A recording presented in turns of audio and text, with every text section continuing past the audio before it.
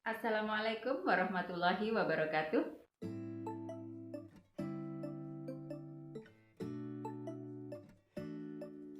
Apa kabar hari ini anak-anak yang ada di rumah? Mudah-mudahan kita semua senantiasa selalu diberikan kesehatan hingga dapat melaksanakan aktivitas dengan penuh semangat. Baik anak-anakku, sebelum memulai pelajaran, jangan pernah lupa untuk berdoa. Karena itu, kita akan mengawalinya dengan berdoa. Berdoa menurut agama dan keyakinan masing-masing. Berdoa mulai. Selesai. Baik anak-anak, kita akan melanjutkan materi hari ini yakni di tema 1, subtema 2, pembelajaran 5. Kita akan mencoba untuk mengamati gambar yang ada di dalam buku bacaan tersebut. Kita akan mencoba untuk membaca bersama-sama. Wah, hebat sekali Pak Bejo itu. Sudah tua tetapi masih kuat mencangkul. Tulang dan otot-otot tangannya masih kuat mengayun.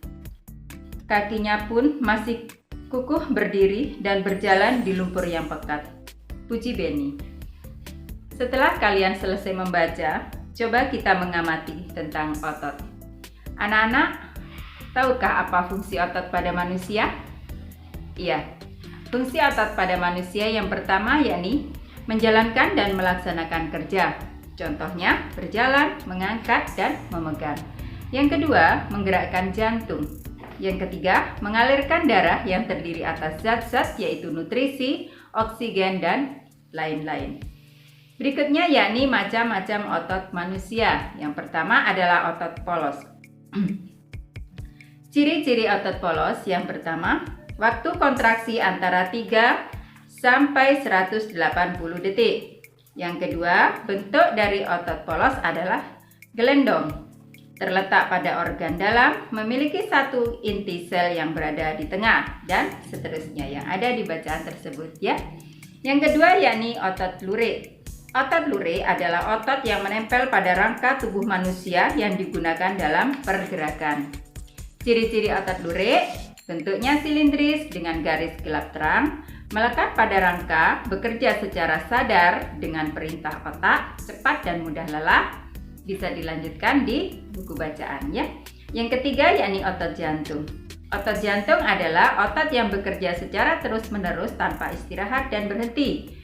Ciri-ciri otot jantung yang pertama, otot jantung berbentuk silindris, memiliki percabangan.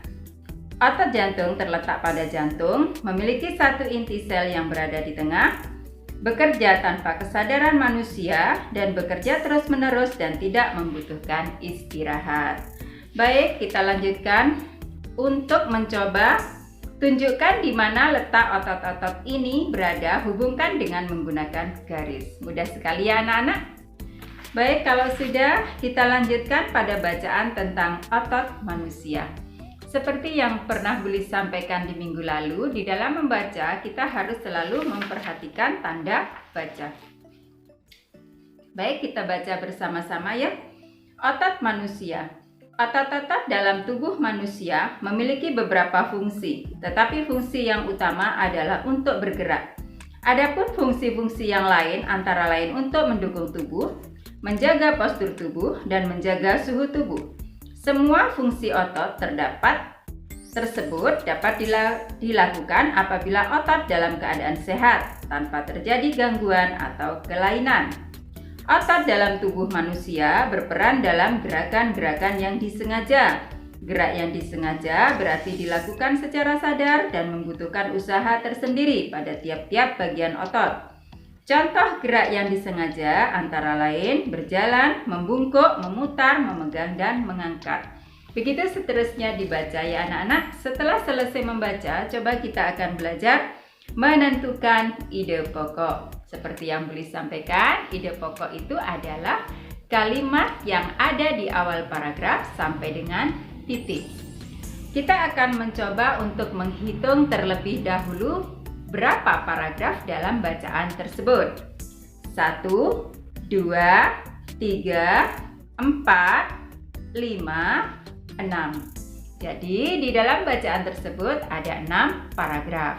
Kita akan mencoba untuk menentukan ide pokok di paragraf yang pertama, yakni otot-otot dalam tubuh manusia memiliki beberapa fungsi, tetapi fungsi yang paling utama adalah untuk bergerak. Kita akan melanjutkan untuk menentukan ide pokok pada paragraf yang kedua, yaitu otot dalam tubuh manusia berperan dalam gerakan-gerakan yang disengaja. Baik anak-anak, coba kalian kerjakan di buku kalian untuk ide pokok pada paragraf ketiga, keempat, kelima, dan keenam. Begitu saja ya anak-anak materi di hari ini. Mudah-mudahan bermanfaat untuk kalian semuanya. Dan apabila ada yang kurang jelas bisa ditanyakan ke Bulis. Selamat mengerjakan tugas anak-anak. Jangan lupa untuk selalu menjaga kesehatan, menggunakan masker, dan selalu rajin cuci tangan. Baik anak-anak, wabillahi taufiq wal hidayah. Wassalamualaikum warahmatullahi wabarakatuh.